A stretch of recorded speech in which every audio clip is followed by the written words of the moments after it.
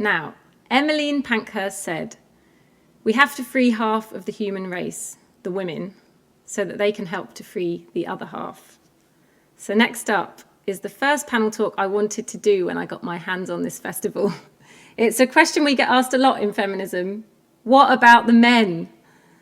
And I wanted to get some men in the room because we can't rise without you, our brothers. Gender equality is a team effort. So before we hand over to the men, I wanted to read from my favourite book of last year, Untamed by Glennon Doyle, from a chapter called Boys. I won't be long, I promise. It's just my favourite bit. Perhaps part of a woman's freeing herself is freeing her partner, her father, her brother, and her son. When our men and boys cry, let's not say to them with our words or energy, "Don't cry, honey." Let's get comfortable allowing our men to gently and consistently express the pain of being human so that violent release isn't their go-to option. Let's embrace our strength so our men can take turn in being soft. Let us, men, women, and all those in between or beyond, reclaim our full humanity. That's feminism, chaps. So let's have that conversation.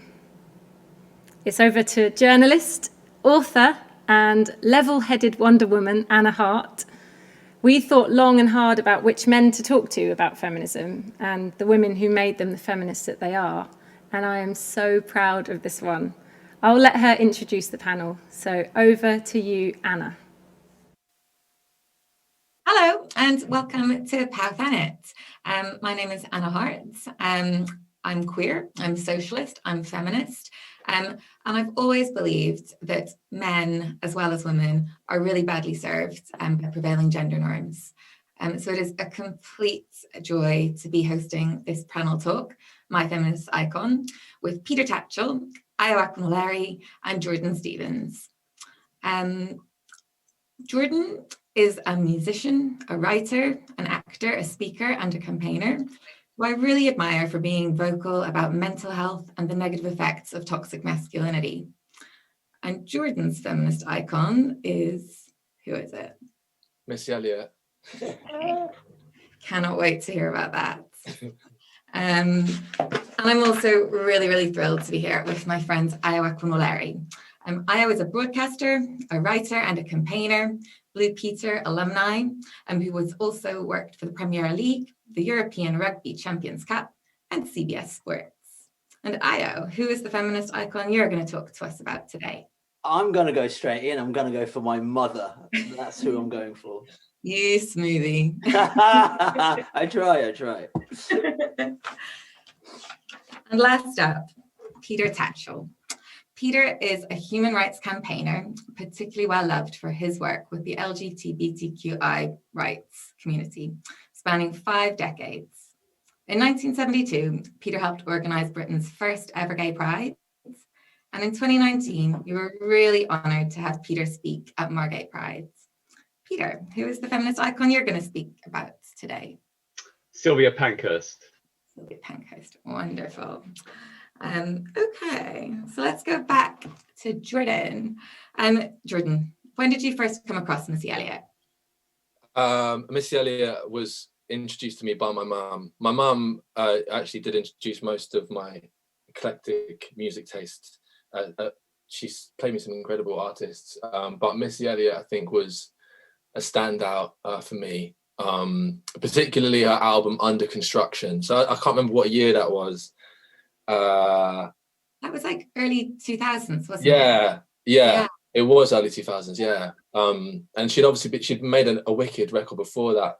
She was working with Timbaland. But yeah, I just remember in my early teenage years on trips to, whether I was going to athletics or, just like road trips with my mum, she'd be banging out Missy Elliott, man. She's a big fan. That is amazing that you got some music tastes as well from your mum. Yes, I did. I can't deny her that. I've had quite a, I didn't have a concept of what was alternative at that point. Sorry, I didn't have a concept of what was auto. That's like something out of news, news report. But, so I was listening to a lot of Beck and like Nirvana and like this trip hop and Portishead and then Missy Elliott, Gangstar. My mum introduced me to Dizzy Rascal as well as a essentially middle class white woman. I think that was pretty dope. Looking, she has a great ear. But yeah, I didn't understand that music wasn't pop music until I was in my late teens, and people were telling me I'd never listened to like the Beatles or Rolling Stones or anything like that, because I only knew that. But Missy Elliott was a massive part of that for me, because she was rapping in an accessible and unusual way, and perhaps laid the foundations for my rap career. Mm-hmm. And can you remember a particular like lyric or a particular song, or even just like an age you're at when you realized that actually these were feminist lyrics, that you were being rapped? Yes. You were having feminism rapped to you? Okay, wait, can I swear on this? Yeah. All right. No, I'm just saying. So I didn't realize this, but it's in hindsight. This is what a lot of the reason why I chose Missy Elliott, because I was so obsessed with lyrics, particularly rap lyrics, when I was younger, that I used to print them out on the printer.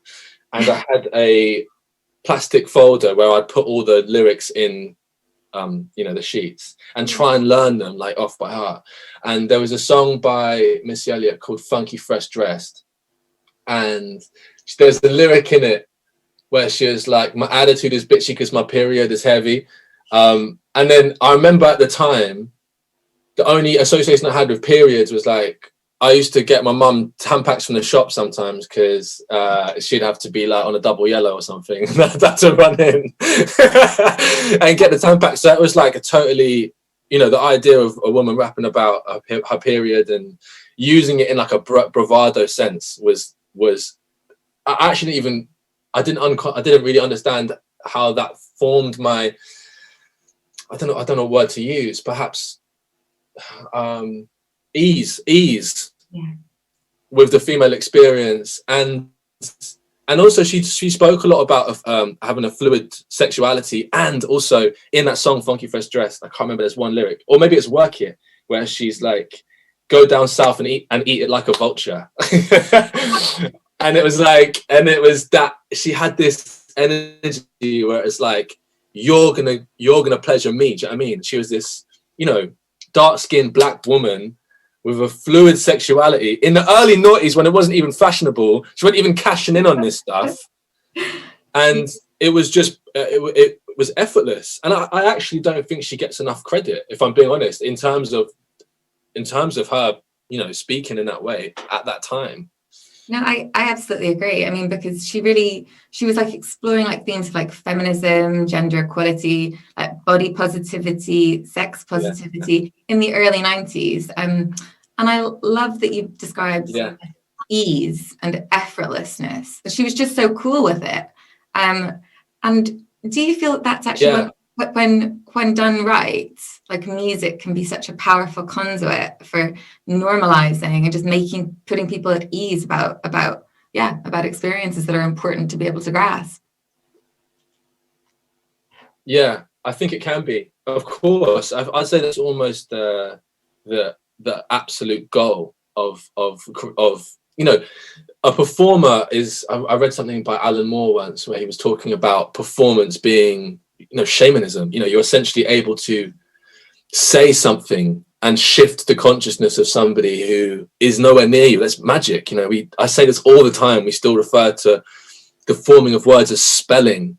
We still say that when someone says a bad word, it's cursing. Like we have this language to describe the shamanic nature of music. And I think it's like I say, at the time when I'm listening to Missy, that isn't even something that I'm particularly aware of. It's only when it's further down the line, I'm in secondary school, everyone's hormones are kicking off, and then you start to understand the shame that women are made to feel for their periods, or that time of the month, or the confusion, or the fact that boys started to see that some boys would see the processes as nasty, or that I actually found. And listen, I before making myself sound like that particularly the processes of the body, and I've never liked shaming people about that. I've never understood why. I think because I spent so long with my mum. I by no means have been perfect with my, you know, gender interaction, but I think that surprised me, probably because I was listening to people like Missy. That was something that had come into someone's consciousness, because, you know, I'd only heard this woman say, yo, do you know what I mean? My attitude's bitchy because my period's heavy. Like, that's real shit. I've got to spend, you know, 4 to 8 days a month with my hormones going all over the place and carrying on as normal. Like, what are you up to? Yeah, I love that. I mean, and so would you describe her music as like a form of protest, like a kind of subtle but really powerful form of protest? I think what another point about Missy particularly is that she was well, dominating, or she was incredibly present and innovative for sure within, like, not just the male dominated industry, but like a very specifically macho genre. Do you know what I mean? Like, hip hop is historically, it still is incredibly macho, whether that's man or woman, you know?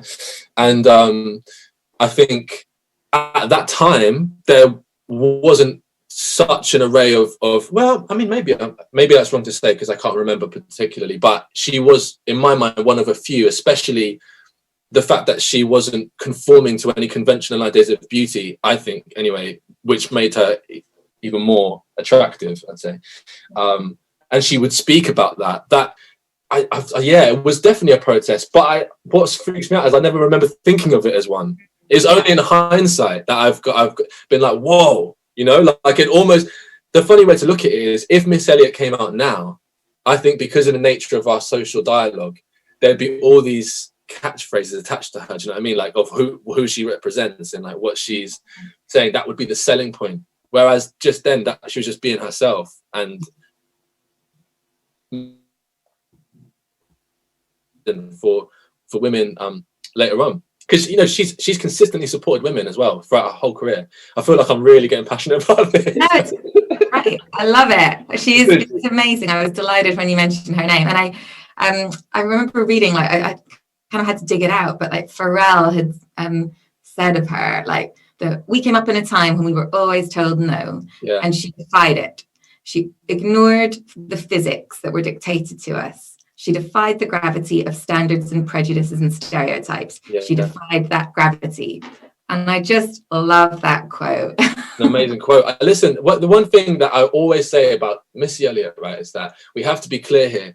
She had 2 hit singles where the choruses, she had many hit singles, but there's 2 where the choruses actually made no sense. But in like the most, you have to be a genius. She has, in Work It, the most hooky part of the song is the chorus reversed.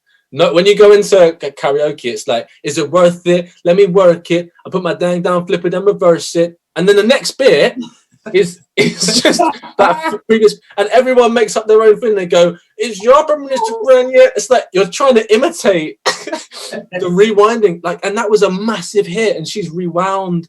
And then there's another song called Gossip Folks, where the chorus is just like, gooza, dooza, loser, boozer, gooza, lula, does it? It gives it. Like, no one knows what's happening. But and that takes bravery and like initiative. And just to further that point I was saying before, like, she has really supported other women. If we're talking about you know, the inspiring nature of female unity, especially within industries, I mean, I think she signed Jasmine Sullivan, which is another great artist, but she just featured on loads of art. If you look back historically on loads of female artist songs to lift them, you know, people who she would have been held more power than. And that is also, you know, transcending gender. That's just an inspiring thing to do, I think, for anybody with power, but particularly more prominent on the basis that she is, you know, an unapologetically womanly. Absolutely. And does she inspire you to defy gravity as well? You know? Yes. Yeah.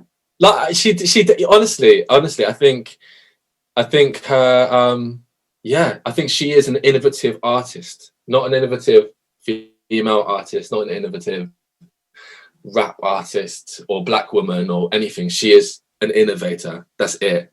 Everyone remembers the video that she did to Super Duper I Can't Stand the Rain, where she's in a big blow up black jacket and the fisheye. Like, it's iconic, right? And yeah, you know, she had this ability as well to just use ad libs. She would do these sound effects. She'd be like, brrr, and like, ooh, and all these shit. Always, she did these sound effects that were incredibly hooky. And I would say, I'm obviously not the gospel on this, but we now live in an era post Missy Elliott, you know, almost 2 decades later, and a lot of rap are using sound effects and voices and skirt and, like, you know, these kind of tones that become super catchy. And I'd go as far as to say Missy was doing that years and years and years and years ago. It's only just now kind of had that spike again. That's what I'm saying. I said what I said, and I'm gonna stay with it. If it wasn't for Missy, the new school rappers wouldn't be doing what they're doing. The world would be like a much paler place without her. Yeah, That was right. Thank you for speaking about her so passionately, Jordan. That was an absolute delight. I think we'll return to that in a little bit, but I want to hear about Ayo's mum.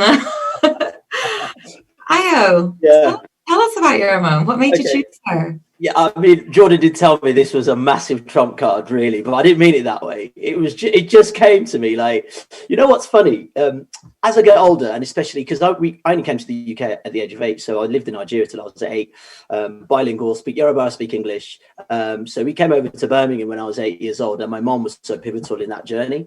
But also, I think what was interesting is whenever we were ever taught about feminism growing up in the UK, I only saw white people, like white women, being portrayed as feminist. And also, I think a lot of the rhetoric around feminism felt like it was owned by the Western world in many respects, because this is where we were standing. But I kept looking at what I had around me, and I was like, well, hold on, like, this lady's pretty dope. Like, and I just thought, you know, what she's taught me as a person, as a human being, period, personifies the idea of feminism in many respects. I always remember when something you always said to me when I house sat for you, Ada, and you were like, you're so well trained. I was like, look, that's that Nigerian mom thing. She does it. She grabs you by the ear and she tells you, go and cook, go and clean. And that's the reality of it. You know, I always remember, like, when we were young, and even the processes of becoming an adult. So the process of Nigerian parenting is literally from the age of 8 years old. You're literally soldiered into being an adult. Like, it's ridiculous.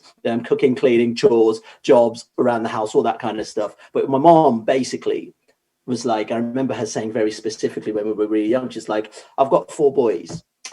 I'm not going to have these 4 boys grow up and not understand, firstly, how to speak to women. Secondly, how to operate in the world and be confident within themselves. And thirdly, I want these 4 boys to be good fathers. And she saw that as basically her duty and her job, but also on the flip side, holding down a job as a nurse. My dad wasn't working at the time, so primarily all I've known is my mom being the main breadwinner in the family. So she had this sort of matriarchal quality, which is absolutely unreal. But also, someone just didn't take shit. Like, and for me, that really taught me about firstly, boundaries within a relationship, because obviously I look at the way her and my father operated, but also someone that was staunch and having an actual passion for her children, but secondly, a passion for what she did. And they both came together, and both were separate, but both came together really beautifully. And I always think about my mother because I know we talk about this in terms of activism and things like that. My mom did something that was really interesting.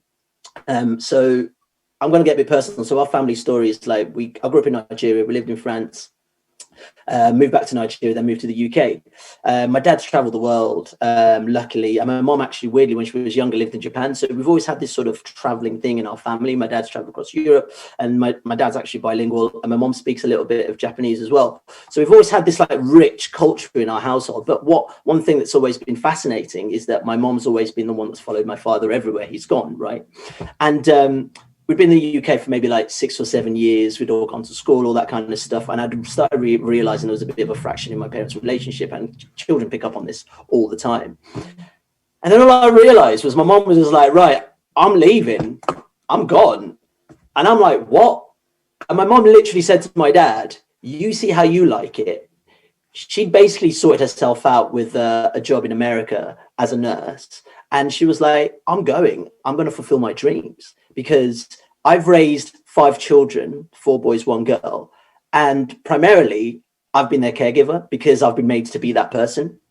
I've always wanted this to be a shared responsibility thing. And obviously, as children have come into the world, obviously, as we've grown up and obviously how we've moved into various countries, you've kind of lagged behind in terms of your responsibility and actually see how you like it. And my mom just went. And I remember that day and we were like, why are you doing this? Like, and she just went. And she's like, it's your father's job to look after you now. And I thought to myself, wow, that's really interesting, because as you get older, obviously, as a man now, and having been in previous relationships, I realized how people thought that was to their relationship. It was a do or die situation.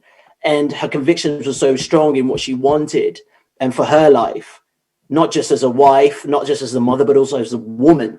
She wanted that identity. She wanted that identity back, and she did whatever she had to do to get that identity back. To also let my father know that this is how we operate. She was creating those boundaries once again. She was creating those rules. And I always remember this mad moment when my dad was on the stairs, like in tears, just being like, I don't know what to do. Like, you know, she's like, well, you were cooking before we met. Cook. She was like, yeah, I know, but like, and I could just, wonderful moment where my dad has got the phone on his ears. My mom's teaching him how to do jollof rice for the kids on the phone from Florida. And he's like, do I put the plantain in? Yeah, put the plantain in the pan, fry it, add some salt to it. Okay. And then what do I do with the rice? And it was just a really mad moment, because also my dad went from being this kind of like, you must do this, you must do that, to actually being taught again. My dad reverted to being a boy. And my mom always spoke to her. She was like, you know, I always said, you know, I was raising 4 boys. Technically, I feel I was raising five boys, because your father, in many respects, hadn't emotionally developed in many respects to be a father and to stand on his own 2 feet. And actually, I was, you know, guiding him through all of this. And I didn't allow you guys to see this much, because for me, I realized when I first met your father that actually there's going to have to be a lot of work done here. But also a lot of this is also based down on, you know, a lot of women that surround me from my mother's side of the family. You know, like in our culture, we always say it takes a village to bring up children, right? Or to bring up a family. And that's primarily what it is. You know, I have various aunties, some are mother's friends and some are actual genuine biological aunties, that would literally pick up where my dad left off. And it was literally like, oh yeah, go stay with your Auntie Patricia. I don't really know her. She's fine. She's my friend. Auntie Patricia would literally take us in for like 2 weeks, 3 weeks, while my mom was working. My dad was trying to do his exams and stuff. And it was this really wonderful network of females that I've always had around me growing up. And my mother was so pivotal to that, but also as the anchor of the family in many respects. Like my mother's, I guess, ingenuity when we didn't have much money growing up, always making sure there was a home cooked meal on the table. I don't remember ever having processed food as a child, but I also never remember us having much. I always remember us not having much money growing up. And it was this idea that she wanted to drum in these qualities into her children so that they were able to survive for themselves the moment they walked through that front door as adults, as children going to school. You know, we grew up in an area in Birmingham that was so tough. So my parents, when we were young, finally saved up enough money to buy their first home. And we grew up in an area which we didn't know was a National Front area. So my parents had bought their first house in quite a rough part of Birmingham, and literally the National Front spray painted our door like the day we moved in to tell us to get out, right? Because we're the only black family on the street. So my mom's mission was like, I need to make these young boys and young girl strong enough to withhold a lot of these issues that were coming at them. And also, you know, when stuff was going on at school, it'd be my mom literally giving teachers shit, just being like, look, you need to understand, like, this is the way our children operate, firstly, but also this is also the way we discipline our children. And I'm just looking at my mom redesigning our lives for us so that we navigated this rather strange new space much better. Even though I've got a really decent relationship with my father, who's prominent in my mind growing up, who's prominent in my mind still now, it's still my mother. And I look at those clear moments and I think, wow, like, this is a woman that's clearly had an ideology of what she wanted for her life, regardless of the partner that she had. She made sure she implemented that with her children, but also, more importantly, for herself. And now my mom's actually retired. It's quite interesting because she's really adopted that sort of warrior mentality, probably a bit too much, if I'm honest with you, because I now want her to enjoy the fruits of her labor. But she's a fighter. She's an activist till the end, and for her, it's that she sets an example for us, so we know when we do find our partners in the future, or right now, that we seek those qualities in them as well, and we're able to articulate those qualities that we want in the process. So yeah, I think that's probably why my mom all around is my feminist icon. And would she call it feminism, or would she call it something else? I don't understand this feminism. That's what she says to me. She's like, why do these people call it feminism? We're just women, you know? And I guess when it's interesting, like, you know, I've got friends with parents from Thailand, the Caribbean, like Southeast Asian, like Indian. Like, it's such an interesting mix of powerful women in communities that I guess often the West sees women as relatively suppressed, to be honest with you. And I'm not saying that they aren't. I'm not saying that there aren't any issues around those situations, but that word feminism has never really been bandied around ever anywhere I grew up. But I've always known a stronghold of really powerful, strong women who run their own shit. Like my aunt basically runs a private school in Nigeria. My other aunt is like the dean at a university in America. So that's all I kind of know, really. So it's really fascinating whenever, like, we were over here and people were talking about feminism, and obviously I respect a lot of the stuff that the suffragettes did, and you know, I was reading into it properly, and I was like, why have we never sort of coined it as that growing up in Nigeria? I don't know why. I have no explanation for that. But I think for me, it's more in the action. It's more in the intention. And that's what I've always had, is as a really strong intention and conviction to do the right thing, but also to make sure that we were, as young children and as adults now, strong citizens going forward as well.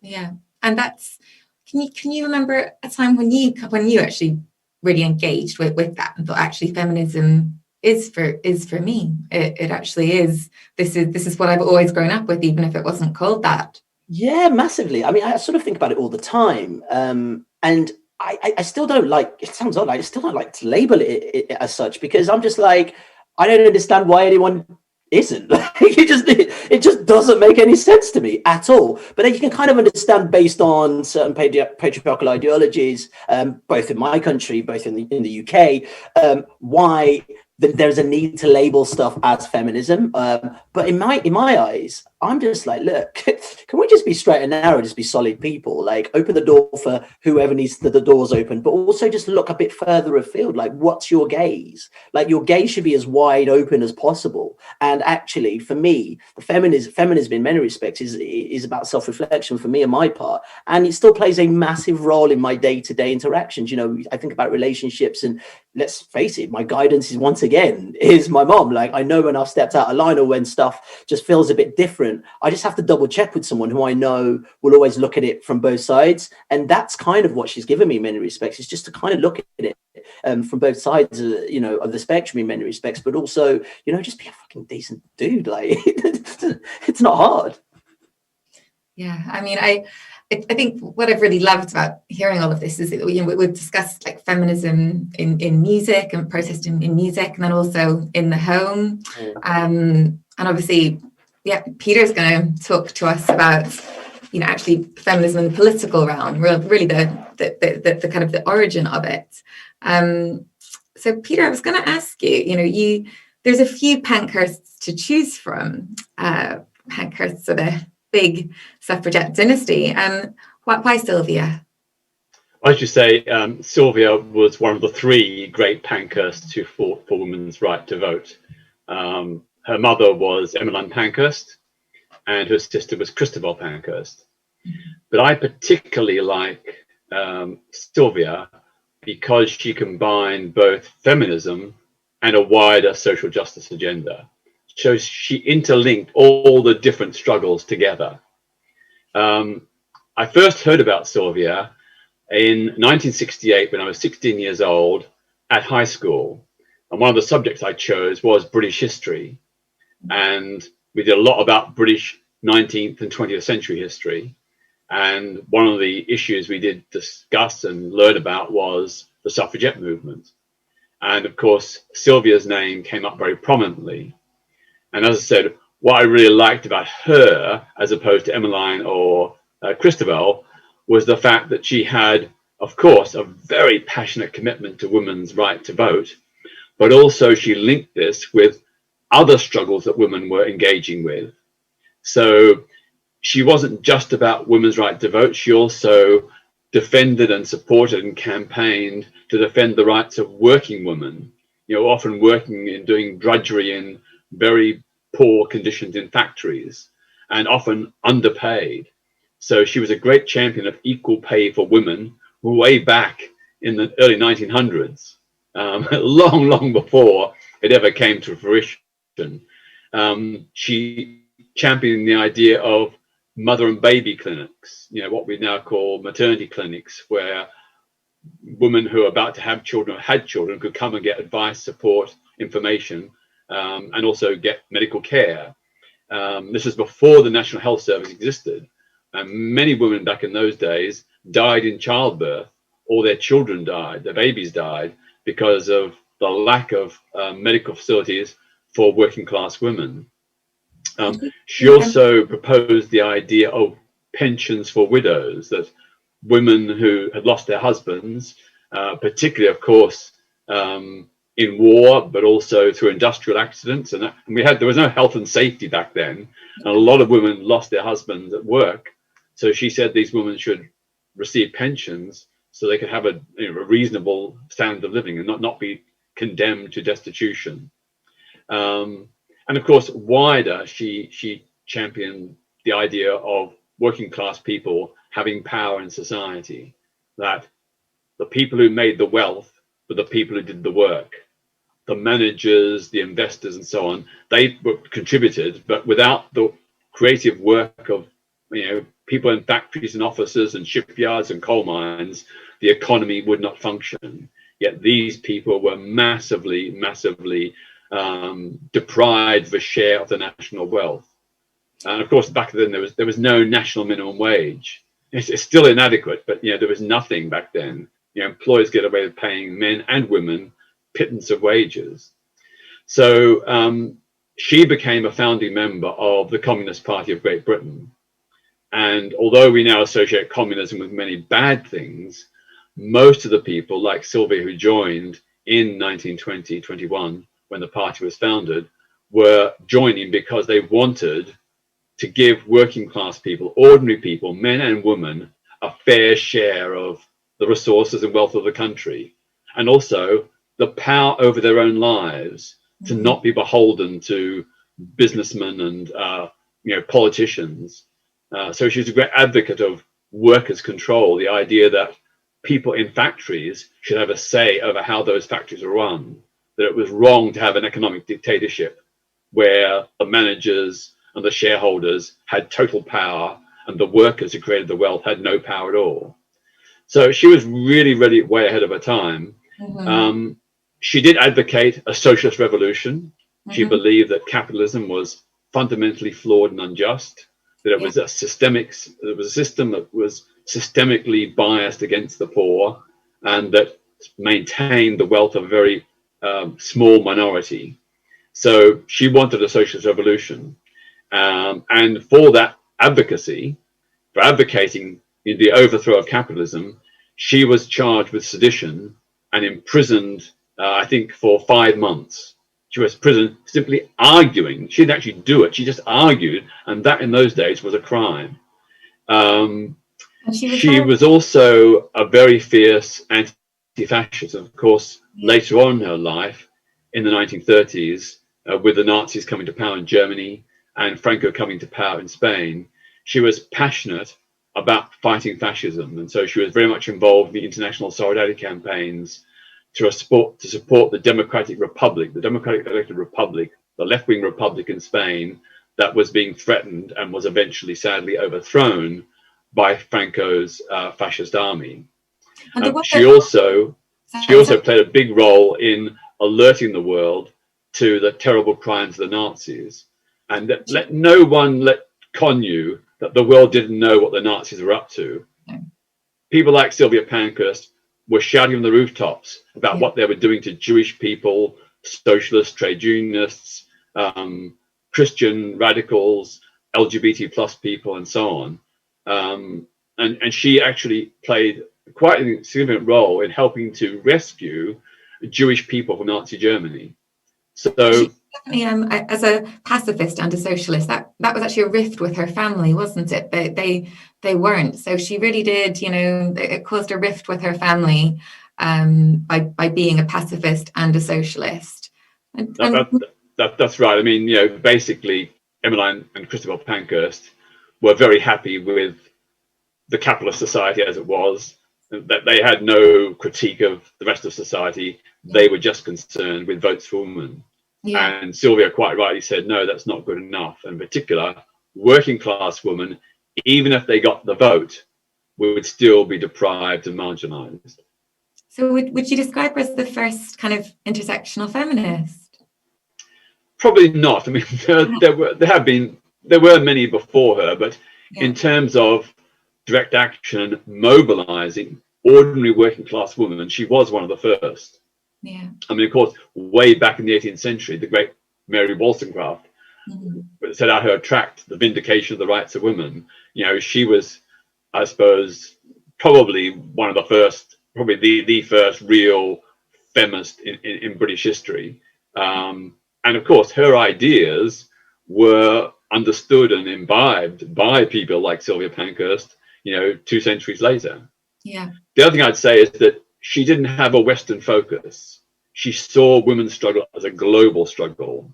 And in particular, she supported national liberation struggles against the British Empire and other empires. So she was very strongly in support of, colonies who are fighting against their colonial occupiers. She later on, she was particularly involved in the campaign against the Italian fascist occupation of Ethiopia by Mussolini's forces.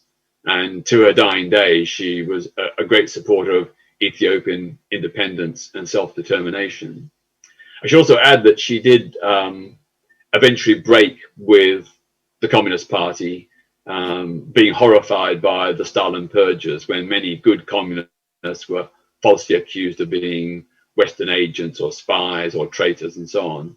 And that's great to her credit, because many other communists didn't. They stuck with the old style Communist Party of the Soviet Union right to the bitter end. Do you think there's absolutely nothing wrong with changing your mind? Do you think actually that's a good thing to be comfortable with as an activist? I think it's very, very important. I think it's always vital that you don't become complacent and apathetic. You don't assume I am right and everybody else is wrong. Yeah. I always listen to my critics, and I take their criticism seriously, perhaps too seriously. It hurts me quite a lot, but I do think about what they say, because I hold out the possibility I might be wrong. Yeah, which is noble. I mean, for 50 years, you have, campaigned, and you have been criticized, and you have been attacked, and you have been arrested. And thank you very much for doing all of that.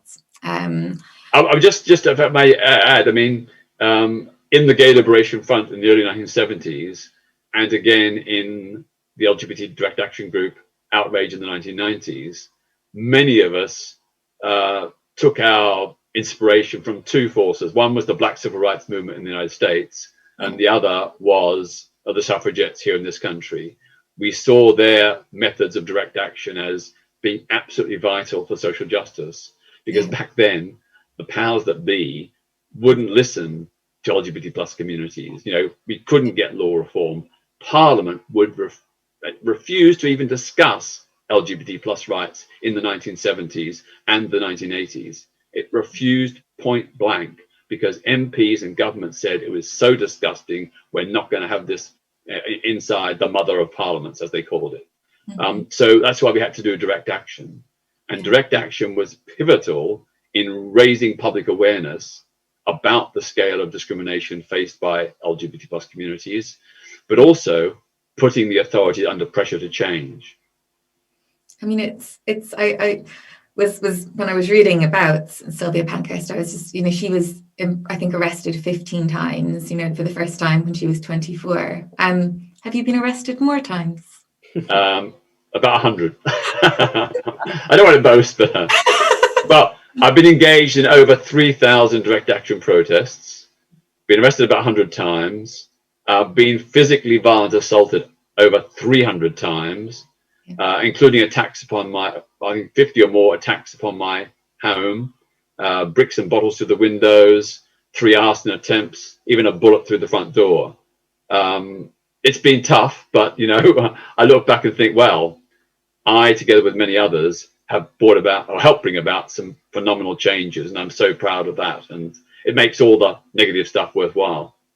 That is amazing that you remain so tireless, and I suppose that's why having icons in our mind and people who have gone before is so precious. Absolutely. Yeah, Sylvia Pankhurst is an absolutely fantastic choice. She's I particularly, and I'm sure you feel the same, she saw that you could not tackle one system of oppression without trying to tackle them all and seeing how they were all linked up. Wonderful. Okay, I have really enjoyed speaking to you all about that. I was just going to see if we could open the floor out a little bit and see if Ayo, is there anything that you want to ask Peter about Sylvia Pankhurst or about? Yeah, I mean, not just Sylvia, but also yourself as well. What keeps you going? I look at, there are so many points similar to Sylvia, I guess, that you could have given up, Peter. What keeps you going? I'm just an irrepressible idealist and optimist. I always believe that things can be better.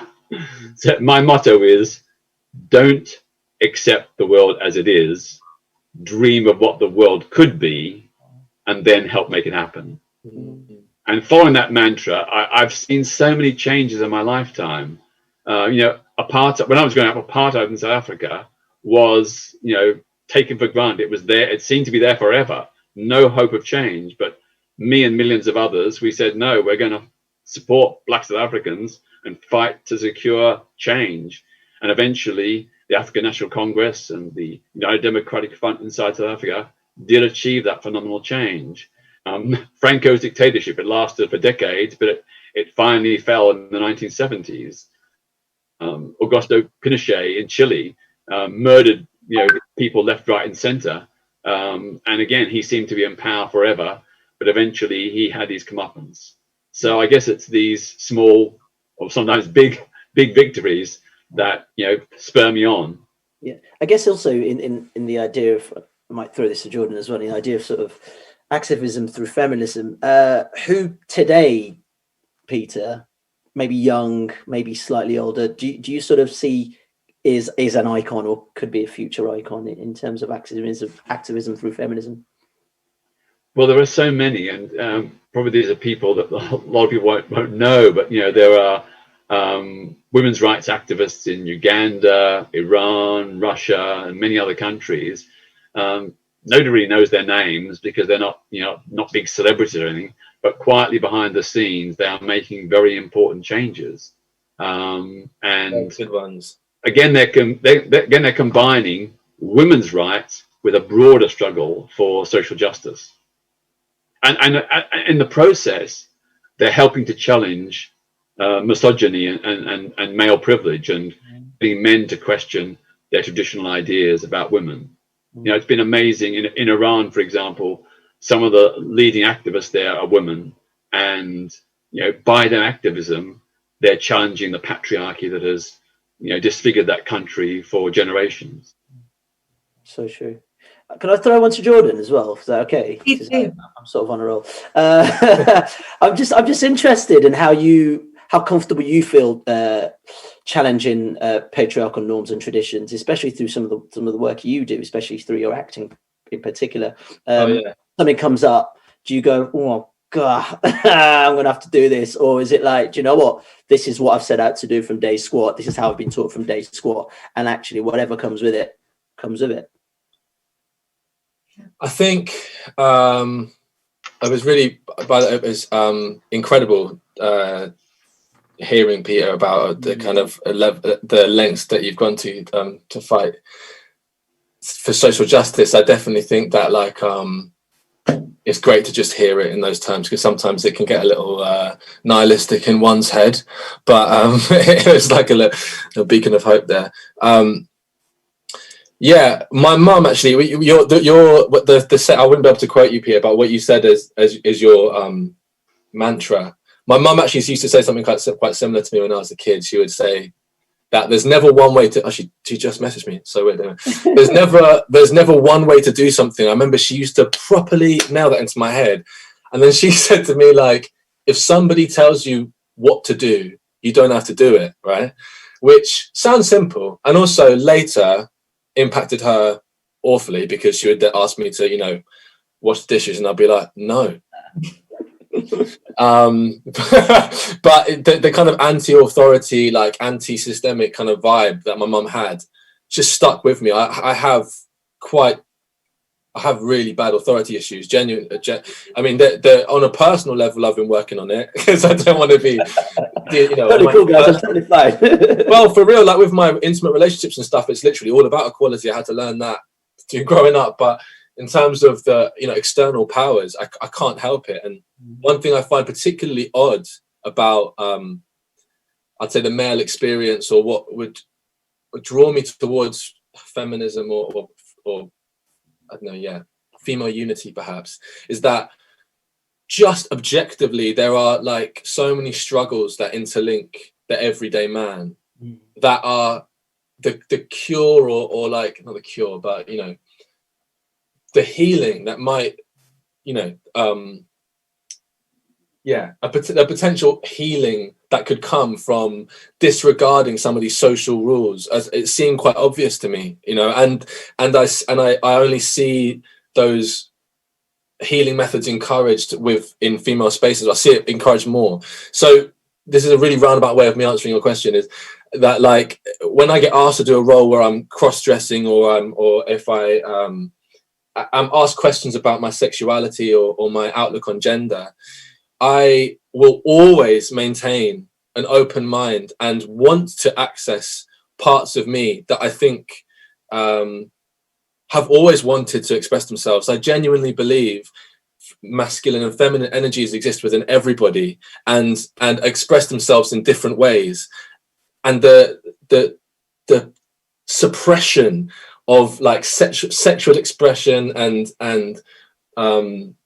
just general expression that can come with this idea of machoism, I think is so toxic. And then unfortunately those behaviors I believe the suppression of those desires can lead to genuinely harmful behaviors, and that has done for me in the past. The idea of like just feeling more free. I don't understand why there's these codes, you know what I mean? People are getting funny about like men. I think it's so like, well, it's not funny actually, because it can get quite dangerous, but say with a standardized idea of what men wear, for example, if I'm wearing a dress, there's an expectation of what that means for my sexuality, or maybe even what it means of my ability to defend myself, say.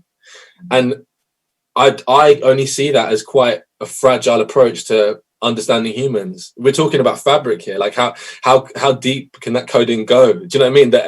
And also, how much are you limiting yourself if someone else's choice can affect you, like that? You know what I mean? That's completely disjointed from your existence. It says a lot, and I think there's a lot of I think that's I want to challenge that, because I find it easier to do so. I've never had to fear. Well, I have had to fear the consequence, and I do feel that fear of consequence, but I'm fortunate enough to challenge it, I suppose. I want to. I think it's silly. You're writing a kid's book, aren't you? Yeah, I am. I am. I just wanted to ask if these are issues that you're going to engage with in a book for kids. It's interesting you asked that. I mean, no, I subtly. Yeah. To cut long story short, I think when I was picking the main character, I wrote the book for me. It's a story for adults. That's why I want to write kids books, is because I read a kids book once and went like, yo, this is mad real. I was like reading it to my friend's like daughter and was like, is this for you? Because I'm having epiphanies now. And so it's just about everybody's perpetual desire for completion. It's basically about the addiction that we all live in within our capitalist system. But I suppose where I have made some inroads is the main character is a little girl. I work closely with the illustrator. She's not going to be heavily gendered in what she wears. It's actually going to be quite neutral, and that, you know, she's basically following a story of independent discovery, which you'd typically associate with young boys in books. Right. But also I want boys. You know, there's also boys are more drawn to boy stories, so I want someone to pick this up and like, you know, I think unfortunately we still live in a time where little boys and little girls can want to fit in naturally and then end up conforming to gendered stereotypes, you know. So I want a boy or a girl or whatever to pick up a book and not have an idea really of the gender of the main character, because it's ultimately about the story. But I do make there's no ambiguity with the character of the grandmother, because that is based on my grandmother, who I miss greatly and adore a huge amount, and it's in dedication to her. She was a beautiful woman, and I was very blessed to be her grandson. Well, I mean, I think that book sounds amazing, and I really kind of wanted to wrap up by asking all three of you how you feel about the young generation, if you feel full of hope, because I do. Anytime I speak to someone under 18 or under 14 or under 10, that's when I get really excited. I actually feel like the world could be in quite good hands with the younger generation. Peter, do you feel that way? Do you think we're going in the right direction? Definitely. I mean, it's really, really awesome the way in which young people don't have so many fixed preconceived ideas about how men and women should behave, how you should act as a man, how you should be as a woman. Yeah. Gender is sort of being questioned, and you know people are much more about being who they are rather than conforming to what they're expected to be. When we look at sexuality, gender identity, relations between men and women, they are more equal than they've ever been in history. And not to say they're perfect, they're not. That we still, the level of violence against women and level of rape and sexual assault against women is still so unacceptable. But I think looking over the long view, women's advancements, thanks to their own brave, long-standing efforts, really have brought women to a much better place than before. But there is still work to do. I think, is it true that I think something like women's salaries on average still are only about 4/5 of men, and there's lots of professions where women are massively underrepresented. Only a third of our MPs are women, not even quite a third. There's a lot of there is progress to be made, but among younger people, this energy and excitement, this breaking down of traditional barriers, seeing the human rather than the male or the female, the gay or the straight, it's so inspiring and so encouraging. It absolutely is. It absolutely is. Same as you, Peter. Yeah, that's where I find the inspiration massively. And I also just think, on the flip side, it's also about with parenting as well. Like, that needs to go through an evolution, because I think often people always try and bring their children up the way they were brought up, but actually it's important to remember you're actually out of touch if that's the way you're bringing your child up. If you're basing your ideology on nostalgia, the world's moved on, and that's often where we see this conflict arise. But also, for me, a lot of people are still afraid of youth because it's honest. It's unashamedly honest, and it might be built in idealism, maybe, but it's purely honest. And that's where I see the energy now, and that's what really gives me lots of hope. But as Peter said, I mean, there's still a hell of a lot of work to do, not just in this country, but worldwide, really. Well, guys, we are out of time, but this has been honestly such a joy. Thank you, every one of you, for taking part in this. It's been so uplifting, so inspiring, and so informative. And I can't wait for the world to be in the hands of the younger people. But we're all doing our bit to to speed progress as well. Thank you very much. And thank you to everybody for joining and watching. This has been the opening segment of POW Thanet, my feminist icon, with my friend Ayo Akinwolere, Jordan Stevens, and Peter Tatchell. Thank you. Bye, guys. Thank you.